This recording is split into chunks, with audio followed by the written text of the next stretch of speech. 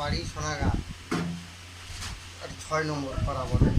আর আর আমরা হচ্ছে কি মাছ ধরতে যাই নদীতে শনিবার। মাছ ধরেছি, ওখানটায় থেকেছি শুক্রবারে, থেকেছি শনিবার দিনকার ওখানটায় মাছ বরফ করেছি, রান্নাবান্না করেছি।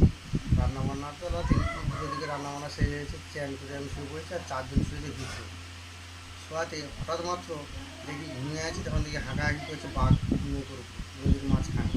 তখন বাঘ দেখি নৌকোর উপরে, তখন বাঘ দেখি যদি সেখানে কয়েছে শুয়ে আছি, তাহলে বলছে বাঘ বাঘ বাঘ চিৎকার হচ্ছে। তখন আমার ঘুম ভেঙে গেছে, পিছনে শুয়েছিলাম বেলা দুটো দিকে। যখন দেখি 3টের সময় দেখি বাঘ, তখন শরীরে ঢুকে যাচ্ছে, হাতাটা বেঁধে গেছে পাল পেপারের উপর।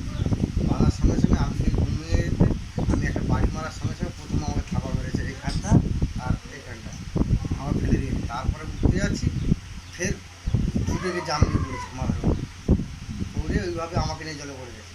আমি দেখি বাঘের হাত থেকে কোনো কামড়াতে গেছিলো, কামড়াতে পারেনি, সঙ্গে সঙ্গে নদীতে ডুব মেরেছে, ডুব মেরে নৌকোর পাশে চলে গেছে। নৌকোর পাশে উঠেছে, উঠে ওখানটা থেকে আসতে প্রায় 2 ঘন্টা লেগেছে হাওয়াতে ক্যাম্পে আসতে।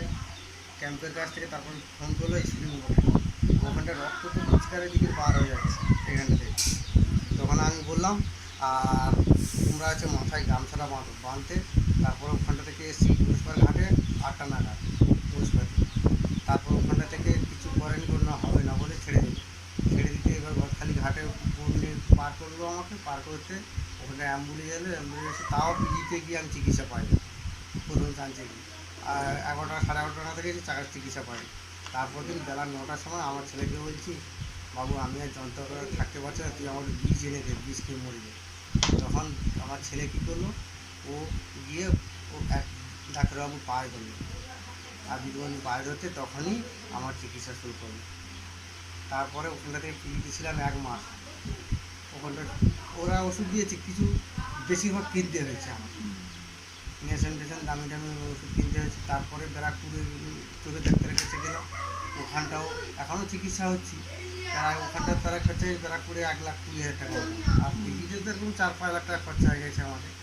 এই অবধি আছি আমরা।